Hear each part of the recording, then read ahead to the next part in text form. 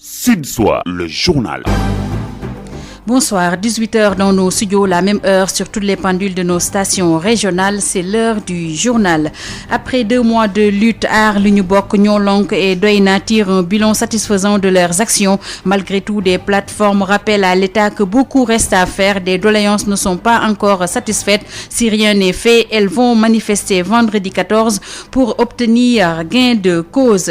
La Covid-19 continue sa progression dans le pays. Ce mercredi, les cas communautaires dépassent loin les cas contacts et raflent 115 sur les 207 nouvelles contaminations. 242 décès ont été enregistrés et 3821 sous traitement. Notre invité Mballo Dia Thiam, le secrétaire général du SUTSAS, va nous parler largement de l'hôpital Dalal Jamm. Le prétexte, la démission du président du conseil d'administration du hôpital, professeur Pape Touré. L'actualité internationale. Avant cela, les candidats au baccalauréat ont planché ce mercredi sur les épreuves d'anticipé de philo. Pas de couac majeur enregistré, des absences constatées et le protocole sanitaire respecté dans tous les centres visités par nos correspondants dans les régions. L'actualité internationale et celle sportive marquée notamment par le démarrage des quarts de finale de la Ligue des Champions entre Atalanta de Bergame et Paris Saint-Germain. Vous aurez également droit à Info Eco, Hassan Thioune et à la réalisation technique.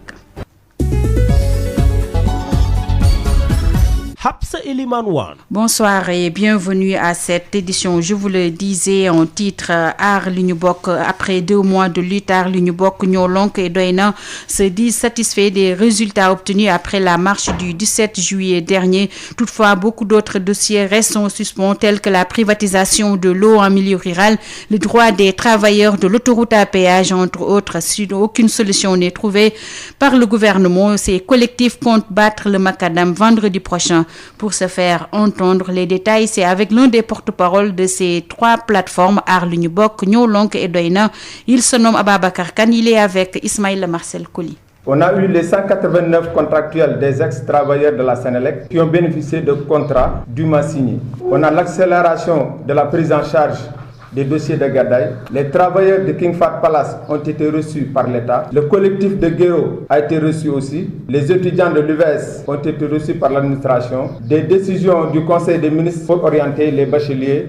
Les animateurs culturels ont été reçus par le ministre de la Culture. On a aussi la restitution des terres de Diar et de Ndengler. Cependant, beaucoup d'autres dossiers restent en léthargie et n'ont pas bougé, tels que la privatisation de l'eau dans le milieu rural, la spoliation foncière qui continue toujours, la situation des étudiants de l'ISEC de Diamniadio, de l'UVS, les droits des travailleurs de ABS et de PCCI, les droits des travailleurs licenciés de l'autoroute à péage. C'est pourquoi nous avions donné l'ultimatum au gouvernement du Sénégal, lors de notre marche le 17 juillet passé, de régler le problème de tous ces dossiers juste après la Tabaski. C'est la raison pour laquelle nous avons déposé une lettre d'information à la préfecture pour tenir une manifestation le 14 août avec comme itinéraire l'U4, rond-point UVS, VDN, siège Orange, siège UVS et le ministère de la Culture de 15h à 19h. Si ces différents problèmes ne sont pas réglés, notre manifestation reste maintenue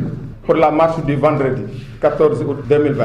Nous dénonçons fermement l'acharnement perpétré à nos camarades tels que Guy Marius Sagna et nous dénonçons fermement la violence subie lundi aux abords de la préfecture de Dakar par nos camarades délégués pour déposer la lettre d'information. Nous exprimons toute notre gratitude et notre solidarité aux journalistes qui ont été empêchés de faire leur travail avec leur matériel. C'était Ababacar Kane, le porte-parole du jour des plateformes Aar Li Ñu Bokk Ñoo Lank et Doy Na, qui compte marcher et manifester le vendredi prochain pour se faire entendre.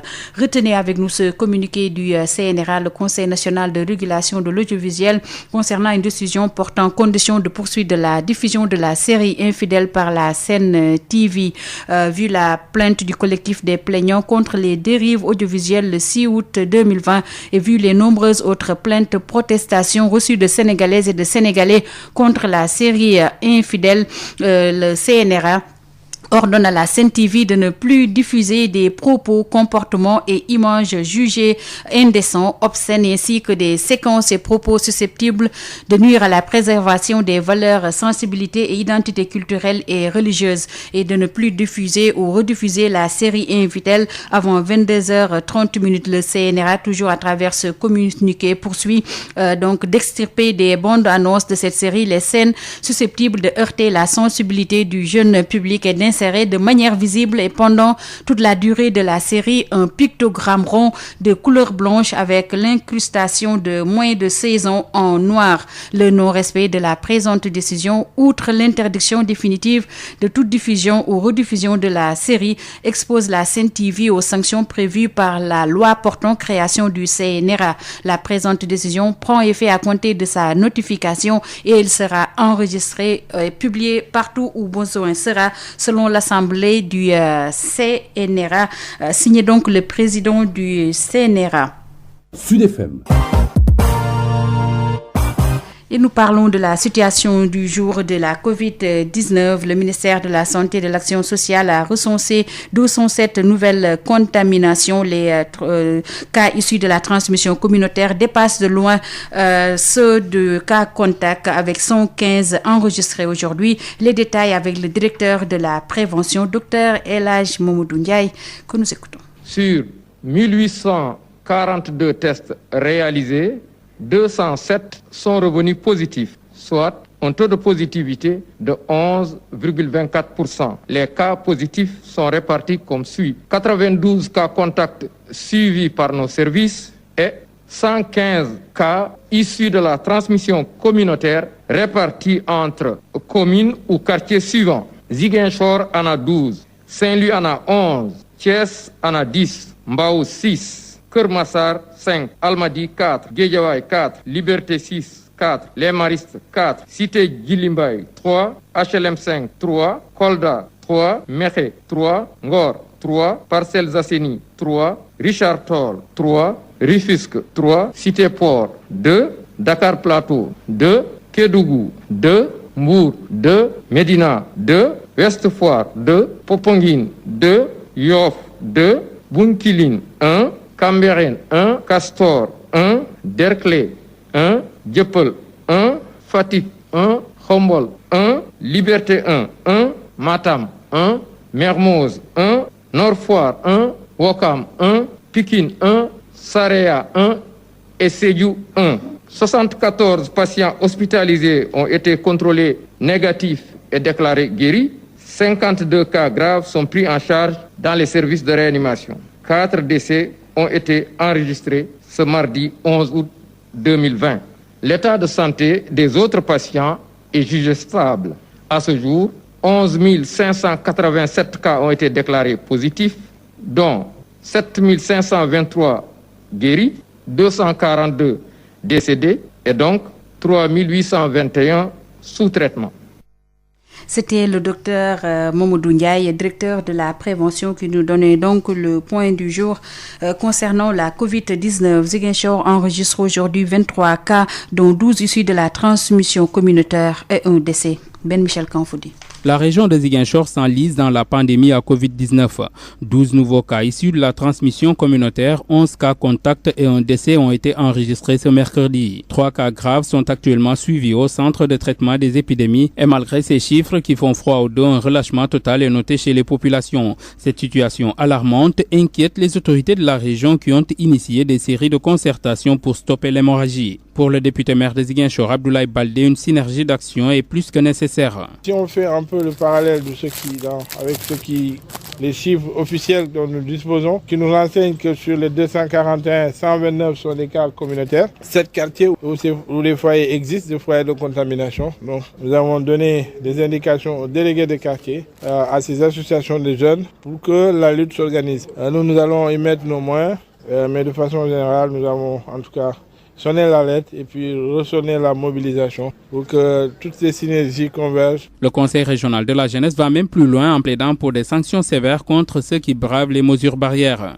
Mamadou Talibé Diallo est le président du CRJ de Ziguinchor. Les sanctions doivent être prises en exemple. Ça, nous l'avons crié depuis très longtemps. Depuis fort longtemps, notre cheval de bataille, c'était ça. Lorsqu'on a fini de donner les masques, lorsqu'on a fini de donner tout le matériel nécessaire dans toutes les maisons, on a demandé aux autorités locales et aux autorités administratives de prendre des sanctions, de prendre des mesures nécessaires pour qu'au moins les gens puissent respecter. Bien, la maladie, elle est là à Ziguinchor et elle est en train de faire son bonhomme de sommeil. Tout ça doit être arrêté. On a arrêté le championnat au niveau national. Pourquoi pas les tournois doivent être arrêtés? Oui. Déjà, les bars et discothèques qui ont été réouverts il y a 2 semaines ont été fermés sur instruction du gouverneur de Ziguinchor. Une réunion est d'ailleurs convoquée par le préfet de Ziguinchor pour se pencher sur les nouvelles mesures face à la percée fulgurante de la maladie. Ben Michel Kanfoudi, Ziguinchor, Sud FM. Merci à Ben Michel Kanfoudi. Nous parlons de la journée mondiale de la jeunesse 12 août dans un contexte de Covid-19. Le ministre de la Jeunesse interpelle les jeunes inconscients qui font fi des mesures établies, donc les mesures restrictives de lutte contre la Covid-19.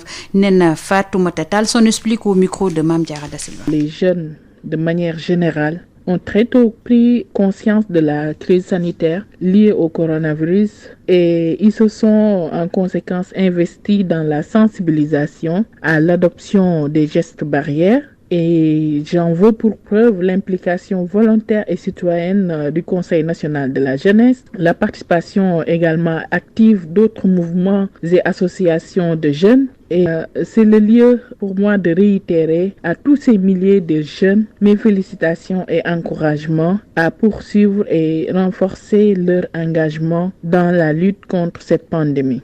En revanche, il faut le déplorer, il y a des jeunes, pas la majorité heureusement, qui n'ont pas pris l'exacte mesure de la situation et ils feignent d'ignorer les mesures de prévention sanitaire et les prescriptions administratives et en défiant l'autorité. Je pense qu'aujourd'hui, il y a lieu d'exhorter les jeunes à davantage adopter et faire adopter par leurs pairs les mesures de prévention sanitaire, comme le port du masque, l'évitement des rassemblements dans les espaces de loisirs, les plages, les terrains de football, etc.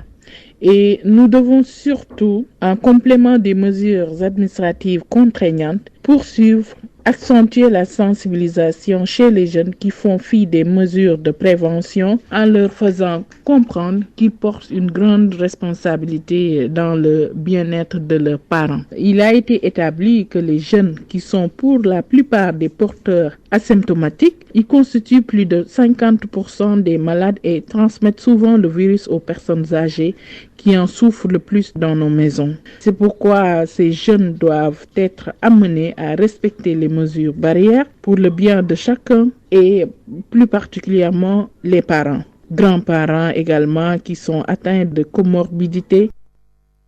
C'était Néné Fatoumata Tall, la ministre de la Jeunesse, qui prodiguait donc des conseils aux jeunes qui défient l'autorité, notamment en violant les mesures prises par l'État du Sénégal pour lutter contre la Covid-19. Restons avec les jeunes. Nous intéressons aux 1917 candidats aux épreuves anticipées de philo ce matin au lycée Limamoulaye de Guédiawaye. Les mesures barrières ont été respectées d'après le proviseur du lycée, Mandao Mbaye, avec El Hadj Moussa Thiam. Bon, nous avons dans ce centre 2917 candidats, des agrégés en 6 jurys, dont 1261 filles et 1656 garçons. Bon, tout est en place, hein, pas de grosses difficultés. Les superviseurs sont là et nous sommes en train de distribuer les épreuves et nous n'avons pas pour le moment noté de problème. Par rapport aux mesures barrières? Oui, tout est fait prêt parce que au lycée, on accueillait 4000 personnes lors de la reprise. Donc on a pu mettre un dispositif pour ces 4000 personnes. Donc vous comprendrez aisément que pour 2900 à 3000 personnes, que nous n'ayons pas de difficulté. Tout est en place, nous avons assez de l'avoir. D'ailleurs, en plus de la dotation qui nous est venue de notre ministère de tutelle, nous-mêmes, à l'interne, nous avions confectionné un lavoir un peu industriel compte tenu du nombre important d'élèves que nous accueillons, il est fonctionnel. Et c'est Madame le ministre du Commerce qui nous a donné le financement et qui a donné la machine à notre ministre de tutelle qui nous l'a affecté. Donc sur ce plan-là, nous n'avons pas de difficulté. Et sur le plan des produits également, nous n'avons pas de problème. Mais que dans l'ensemble, tout se passe bien. C'était Mandaou Mbaye, le proviseur du lycée Limamoulaye de Guédiawaye. Nous parlons toujours des épreuves anticipées de philosophie. Cette fois-ci à Bambey, des réaménagements ont été opérés au lycée à cause de l'étanchéité, des classes. Adama Ndiaye. Ils sont 8232 candidats répartis dans 28 jurys à subir les épreuves anticipées de philosophie dans un contexte marqué par la pandémie de la Covid-19. Au lycée technique Cheikh Ahmadou Bamba, le protocole sanitaire est respecté à la lettre. Elhadji Bara Sow est le proviseur du lycée technique Cheikh Ahmadou Bamba. On a eu à procéder au lavage des mains de l'ensemble des candidats. On a eu des thermoflages qui nous ont permis de les tester tous. Et à 7h30, on a été en salle vérifier l'installation. C'est le jury 1404 qui est composé de 3 séries, la série S1, la série S3 et la série S2, avec un nombre total de 276 candidats. L'examen de philosophie aujourd'hui, vraiment au niveau du centre lycée technique Ahmadou Bamba, tout va très bien. Tous les candidats ne se sont pas présentés malheureusement, mais ils ne sont pas nombreux. Ils sont juste au nombre de 3 au total sur 276. Au lycée de Bambey, c'est le même dispositif qui a été mis en place. Un agent de la Croix-Rouge, thermoflash à la main, a été prépositionné devant la porte de l'école pour mesurer la température des candidats. Toutefois, des réaménagements ont été opérés pour éviter la pluie. Alpha Diawara est le proviseur de ce lycée. Le protocole a été respecté. Comme on a des salles qui datent de longtemps, donc nous, on a préféré déplacer les salles d'examen vers d'autres salles où il n'y a pas de problème d'étanchéité. C'est ce qui explique que nos salles en dalle, il y a toujours des problèmes de santé qui se posent. On a déplacé les élèves vers des salles où l'eau ne va pas suinter. Donc ça, c'est pour des questions de sécurité. Et ceci qui explique également la délocalisation du deuxième jury qui était prévu au lycée. Et on l'a amené à l'école Sainte-Croix. Diourbel Sud FM, Adama Ndiaye. Adam Ndiaye, même scénario à Ziguinchor où les 11 783 candidats ont composé ce matin. Un test réussi selon les autorités, même si une centaine de cas d'absence de candidats ont été signalés dans la commune. Ignace Ndeye. Le ciel de Ziguinchor clément ce matin, du moins pour le moment. Les 11 783 candidats au baccalauréat dans la région se sont penchés sur les épreuves anticipées. Des épreuves anticipées, un test grandeur nature réussi selon l'inspecteur d'académie de Ziguinchor, Cheikh Faye. C'est un test très bien réussi parce que, comme vous l'avez constaté, le dispositif sanitaire est en place. La présence des élèves à un niveau très satisfaisant. N'est-ce pas, de même que la présence des surveillants. Il n'y a pas de problème signalé, ni à Ziguinchor encore moins dans les départements, donc c'est un test réussi. Vraiment, l'examen se déroule dans de bonnes conditions. Nous osons espérer que ça sera la même chose à la session générale. En tout cas, on restera vigilant, on restera donc très alerte pour en tout cas maintenir ce dispositif de surveillance, ce dispositif de contrôle pour assurer, n'est-ce pas, les conditions d'un déroulement normal des examens à la session générale. Gel hydroalcoolique, lave-mains à l'entrée des différents centres avec des préposés au thermoflash. Le protocole sanitaire respecté. Les épreuves se sont déroulées normalement, comme les autorités ont pu le constater dans le traditionnel tournée dans quelques centres de la commune. Le gouverneur John qui tire le bilan. Donc au niveau de tous les centres où nous sommes passés, il y a d'abord à l'entrée un dispositif lavement accompagné souvent de gel. Au niveau également des salles d'examen, il y a effectivement la distanciation physique qui se traduit par le fait que chaque candidat s'est assis sur une table. Également au niveau de chaque salle, il y a quand même une bouteille de gel. On peut quand même se satisfaire de l'organisation de l'examen d'anticipé de philosophie. Seul bémol, des cas d'absence recensés ça et là. Plus d'une centaine de candidats n'ont pas répondu à l'appel ce matin pour les épreuves anticipées du baccalauréat. Le premier acte de l'examen du bac. Ziguinchor, Ignace Ndeye, Sud FM.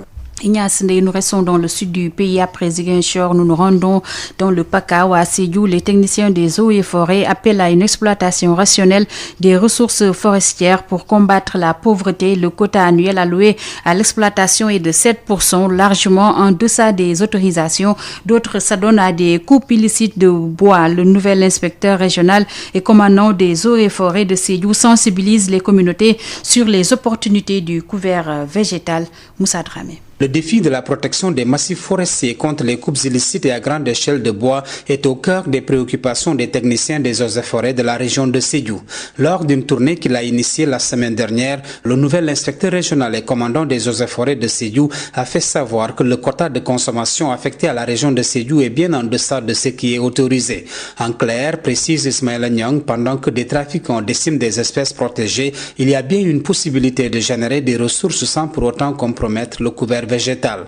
N'est-ce pas, mon commandant? Malheureusement, à Sédhiou, quand même, les gens ont du mal à exploiter tout le quota qui leur est alloué. À ce jour, nous sommes à 7% d'exploitation de ce quota. Alors qu'ailleurs, d'habitude, quand les quotas sortent, les gens se ruent vers ça, c'est rapidement fini. Et puis voilà, c'était la surveillance pour que les gens ne dépassent pas ces quotas-là. Un appel que nous lançons aux jeunes, aux femmes qui peuvent se lancer dans l'exploitation légale qui est créatrice de richesses, sans détruire les arbres et effectivement bouter la pauvreté de cette zone. Ça nous permettrait même de lutter davantage contre l'exploitation illicite des bois. L'inspecteur des eaux et forêts de Sédhiou, Ismaël Nyang, a par ailleurs adressé un satisfecit à Sekou Bodian, principal du collège de faune et pépiniériste environnementaliste engagé. Je remercie aussi M. Bodian qui, au-delà de ce qu'il fait en reconstitution, et aussi avec les jeunes d'ici, dans la lutte contre ce trafic reverdoyé, vous voyez, c'est extraordinaire. Ça, c'est un microclimat typique d'une vraie forêt-galerie. Et on doit multiplier ce genre d'activités. Venir ici, s'inspirer de ce qui se passe ici, véritablement reverdoyer la Casamance et lui donner son lustre d'antan. La région de Sédhiou dispose à ce jour de 5 forêts aménagées, dont 3 en cours d'exploitation.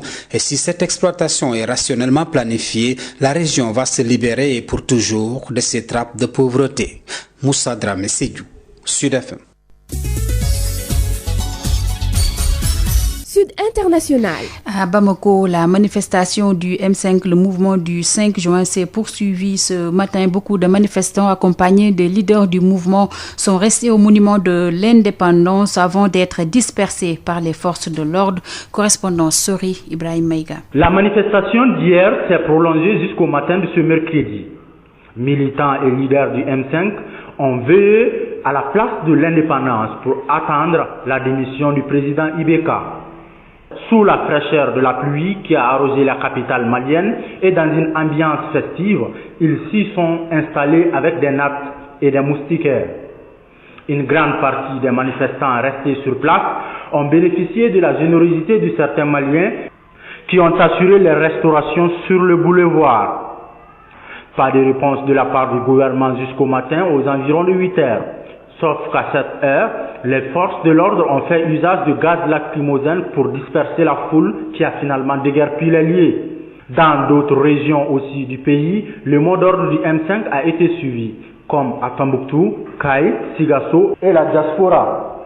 L'on peut dire que la bronca M5 ne faiblit pas, de nouvelles adhésions et la manifestation nationale de ce mardi du mouvement semble réussir son pari.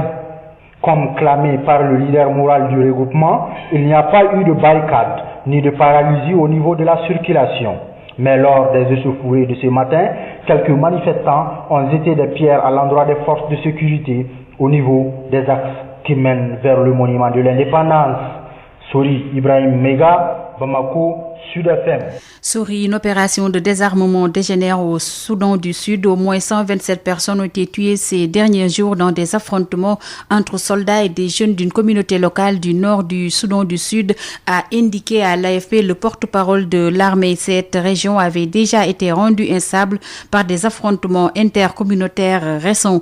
De nombreuses communautés sont armées au Soudan du Sud pour se prémunir d'attaques et notamment de raids de voleurs de bétail. Le parquet parquet libanais va interroger à partir de vendredi prochain plusieurs ministres anciens et actuels au sujet de la présence pendant des années au port de Beyrouth de tonnes de nitrate d'ammonium à l'origine d'une explosion meurtrière selon une source judiciaire. L'interrogatoire va commencer vendredi avec l'ex-ministre des Travaux publics avant la convocation la semaine prochaine de 3 autres ministres au moins, dont l'actuel ministre démissionnaire des Travaux publics. C'est ce qu'a précisé cette source judiciaire. Le coût des dégâts causés à Beyrouth par l'explosion meurtrière et dévastatrice au port dépasse les 15 milliards de dollars. Et c'est ce qu'a annoncé aujourd'hui le président du Liban, Michel Aoun. Le Mozambique avait commandé le nitrate d'ammonium, mais n'est pas responsable de l'explosion de Beyrouth selon les autorités du Mozambique.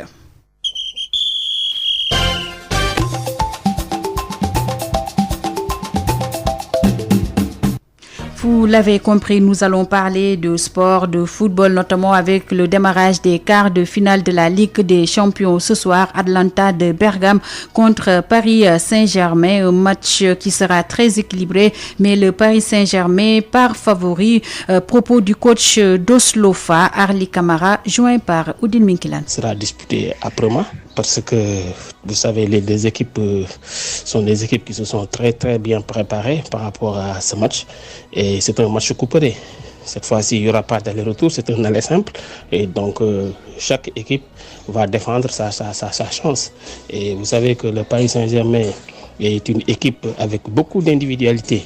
Et l'Atalanta Bergame est une équipe qui se focalise sur le collectif. Voilà, donc là, le Paris Saint-Germain va jouer peut-être sans Mbappé et va jouer aussi sans Di Maria, mais je pense qu'il y aura Icardi, il y aura Neymar, il y aura Xabi, voilà. Le Paris Saint-Germain va jouer aussi sans Verratti, alors que l'Atalanta Bergame sera là et tout son groupe sera là. Mais moi, je donnerais un léger avantage au Paris Saint-Germain, vu la stabilité qui est là-bas, et une bonne défense qui ne prend pas de but actuellement, une équipe qui marque des buts.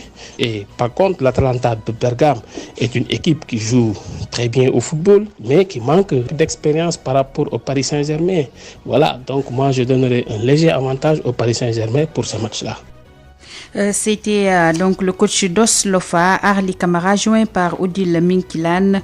Il commentait donc le match de ce soir à 19h entre l'Atalanta de Bergame et le Paris Saint-Germain. Après le football, parlons de basketball. La crise notée ces dernières années dont le basketball sénégalais prend de l'ampleur. Le président de la fédération et les acteurs de club ne parlent plus le même langage. Une situation due à la mauvaise gestion du président de la fédération.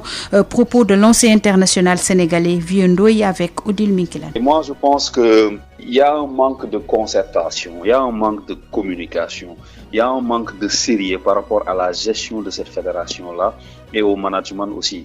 Parce que si vous savez qu'une fédération, avant chaque début de saison, organisait une assemblée générale d'information, déposer les bilans et tout de la saison écoulée ou tout, et que cette fédération ne le fasse pas, donc les clubs ont le droit de demander des comptes, et même pas les clubs seulement. Le simple citoyen sénégalais a le droit de demander un bilan, parce que quand même cette fédération-là fonctionne grâce à l'argent de l'État, l'argent public, l'argent des Sénégalais. Donc moi je me dis qu'actuellement tous les problèmes, tous les maux du basketball tournent autour de la gestion financière surtout. Maintenant, face à cette situation, qu'est-ce qu'il faut faire? Mais c'est le ministère des Sports qui a délégué ses pouvoirs à cette fédération-là pour gérer le basketball sénégalais. Maintenant, actuellement, il y a énormément de problèmes. Du moment où que le président de la fédération ne veut pas prendre de la hauteur pour discuter avec les gens, au lieu de discuter, il envoie des menaces à l'encontre de ces présidents-là, de ces acteurs du basket-là, qui n'ont dit que pour la bonne marche de cette discipline-là. Or, on se rend compte qu'actuellement, le basketball est en train de régresser. Il y a énormément de problèmes, il y a énormément de scandales, des menaces et tout. Donc, moi, je me dis que là où on en est, la confiance, elle est rompue entre cette fédération-là et le CRBS, comme on dit. Maintenant, c'est au ministre des Sports de siffler la fin et de remettre le basketball sur les rails, parce que c'est son devoir aussi. Sud FM, l'invité du jour. Nous recevons le secrétaire général du SUTSAS et président de l'Alliance Gueusseum, Mballo Dia Thiam. Le prétexte, la démission du président du conseil d'administration de l'hôpital Dalal Jamm. Mballo Dia Thiam est avec Adja Ndeye Mariam Ndiaye. Mballo Dia Thiam, bonjour. Bonjour Ndeye Mariam. Vous êtes le secrétaire général du SUTSAS et aussi le président de l'Alliance And Gueusseum. Aujourd'hui, dites-nous comment se présente le plateau technique médical ici au Sénégal. Bon, en tout cas, il se porte relativement bien parce qu'il y a eu quand même beaucoup d'avancées au plan donc du relèvement de ce plateau parce qu'il y a eu beaucoup d'acquisitions au niveau des scanners, au niveau aussi d'autres appareils tels que les angios, etc. Donc, il y a eu beaucoup d'efforts qui ont été faits, mais ces efforts donc n'ont pas un caractère purement national parce qu'il y a des disparités quand même entre régions, les disparités entre départements. Donc, à telle enseigne que c'est des efforts qui doivent encore être soutenus. Maintenant, nous avions tout le temps réclamé ce qu'on appelle le budget consolidé d'investissement, le BCI, qui devait permettre aux structures hospitalières, pour l'essentiel, de pouvoir investir. Parce que quand un hôpital donc n'arrive pas à équilibrer ses comptes, quand un hôpital n'a pas un excédent de croissance qui lui permet de faire des investissements, donc il sera toujours donc à la traîne. Et je pense que le fondement de la réforme hospitalière, c'était faire en sorte que chaque hôpital ait son projet d'établissement. Malheureusement, ces projets n'ont pas été financés donc correctement.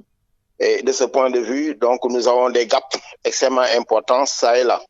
Donc voilà, en gros, il y a des efforts qui ont été faits parce que nous ne sommes pas des nihilistes, mais il y a beaucoup de gaps donc à combler, non seulement au niveau des infrastructures, c'est-à-dire la distribution des hôpitaux, mais leur montée aussi en puissance, parce que jusqu'à présent, on n'en est qu'à la première génération d'hôpitaux de niveau 1.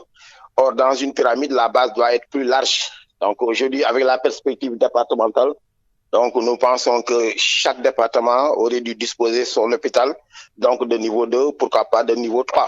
Parce que donc c'est l'acte de la décentralisation qui le définit ainsi. Concernant le plateau médical, est-ce que vous trouvez que c'est adéquat aujourd'hui d'orienter certains investissements vers la création de centres, par exemple de PMA et aussi de centres de greffe? Ouais, c'est des choix à faire parce que si on parle aujourd'hui de la souveraineté sanitaire, ça c'est compte tenu aussi de cette pandémie donc qui a mis à nu presque tous les systèmes. Si nous devons donc penser à ces souverainetés donc sanitaires, c'est une manière donc de faire en sorte qu'il y ait moins d'évacuation donc hors du pays ou hors du continent. Et de ce point de vue, ce choix-là donc il est judicieux parce que c'est une médecine de pointe dont on ne dispose pas. Et si on en a besoin même pour un seul malade ou bien pour 2 malades, donc le jeu en vaut la chandelle. Maintenant, comment on est parvenu donc à accepter donc à faire ce choix-là? Donc peut-être on peut discuter donc sur la forme par rapport au conseil d'administration.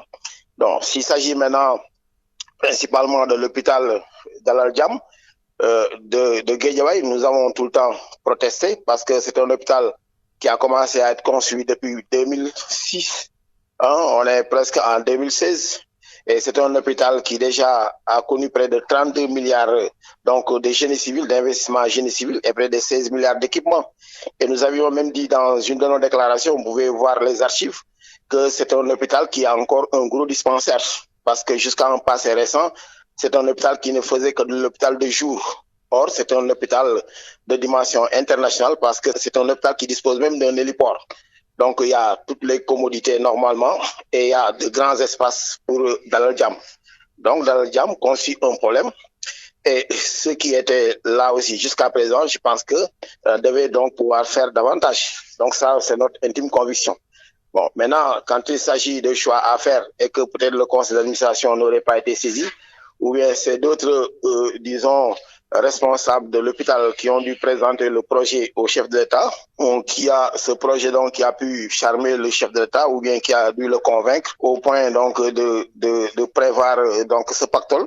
Nous pensons aussi que cet hôpital donc aura bénéficié de cela, mais aussi ça n'enlève en rien la pertinence des gaps que le professeur a relevé et qu'il faut combler parce qu'un hôpital, il est un hôpital ou bien il ne l'est pas. Justement, dans ce contexte de Covid-19, comment vous trouvez aujourd'hui cette riposte concernant cette pandémie? Oui, bon, heureusement que pour nous autres, à And Gueusseum, on a alerté depuis le mois de février. en son temps, nous n'avions pas enregistré un seul cas de Covid. Et quand il y a eu des cas aussi et que Dakar et Diourbel constituaient les épicentres, nous avions aussi donné notre point de vue par rapport à cela. Mais je pense que l'heure n'est plus au procès. Ce qui est important, c'est que là où certains pays ont fait des avancées, ils ont été aussi rattrapés aussi, et la Covid donc a repris de plus belle. C'est une maladie qu'on arrive difficilement à cerner. Mais ce qui est important, c'est que tant qu'il n'y a pas de médicaments, il n'y a pas de vaccin, il n'y a que les méthodes barrières donc qui peuvent régler la question. Et maintenant, donc avec des fortunes diverses, avec aussi des stratégies plus ou moins donc diverses, nous allons donc recourir à ces méthodes-là. Soit c'est des états d'urgence ou bien c'est des couvre-feux ça et là.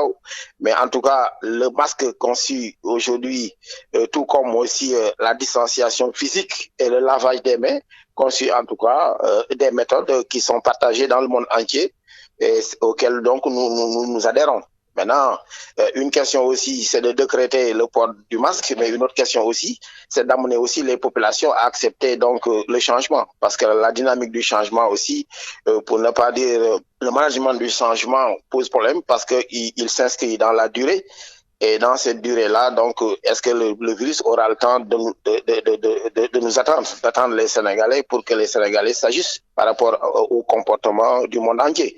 On a donc ce problème ici, donc d'acceptation de la maladie, il y a la défiance de l'autorité et souvent aussi des résistances qui ne s'expliquent pas. Donc nous sommes aussi dans un peuple assez compliqué, ça il faut le dire, un peuple aussi fêtard. Donc on aime beaucoup les fêtes, on aime beaucoup les rassemblements. Or, la propagation de la maladie donc, a un terreau, disons, très fertile dans ce pays-là. Mballo Dia Thiam, je vous remercie. Je vous en prie. Le journal de l'économie. Bonjour et bienvenue. Les belles perspectives de l'économie sénégalaise attendues en 2020 semblent être compromises par la Covid-19 5 mois après le premier cas déclaré au Sénégal. Sentiment du maître de conférence titulaire en économie à la FASEC, Dr Thierno Thioune. Dans le secteur primaire, par exemple, il était attendu une hausse de plus de 7,7%. Le secteur secondaire devrait être vigoureuse en 2020 parce que l'exécution des projets structurants du PSE et de la vigueur des industries en rapport avec la mise en œuvre du PAP 2 de la stratégie d'émergence laissait planer des perspectives assez importantes. Dans ce secteur, on attendait une hausse de plus de 6%. Ce qu'il faut savoir, c'est que lorsque cette pandémie s'est déclarée, même si le Sénégal s'était confiné totalement, si on avait 0 cas, s'il n'y avait pas de couvre-feu ni d'état d'urgence, l'économie sénégalaise serait frappée fortement. Parce que nous avons une économie qui est très liée à l'économie mondiale. La preuve, c'est qu'aujourd'hui, la satisfaction de la demande intérieure, 30% vient de la Chine qui a été vraiment l'épicentre de cette crise. Nous avons des importations de plus de 3 000 milliards de francs CFA tous les ans. Notre facture pétrolière est à 900 milliards de francs CFA. Vous voyez, tout cela fait que la fermeture des frontières impacte de manière négative notre économie. C'est pourquoi il a été mis en place ce qu'on appelle PRESS, plan de résilience économique et sociale, et aussi un plan de relance qui est en train d'être produit par les services du ministère de l'économie et des finances. Le journal de l'économie, c'est fini. 18h38 dans nos studios, c'est la fin de Sud Soir. Avant de nous quitter, le rappel des titres. Après 2 mois de lutte, Aar Li Ñu Bokk, Ñoo Lank et Doyna tirent un bilan satisfaisant de leurs actions. Malgré tout, le collectif rappelle à l'État que beaucoup reste à faire. Des doléances ne sont pas encore satisfaites. Si rien n'est fait, il va manifester vendredi 14 pour obtenir gain de cause. La Covid continue sa progression dans le pays. Ce mercredi, les cas communautaires dépassent de loin les cas contacts et raflent 115 sur les 207 nouvelles contaminations recensées.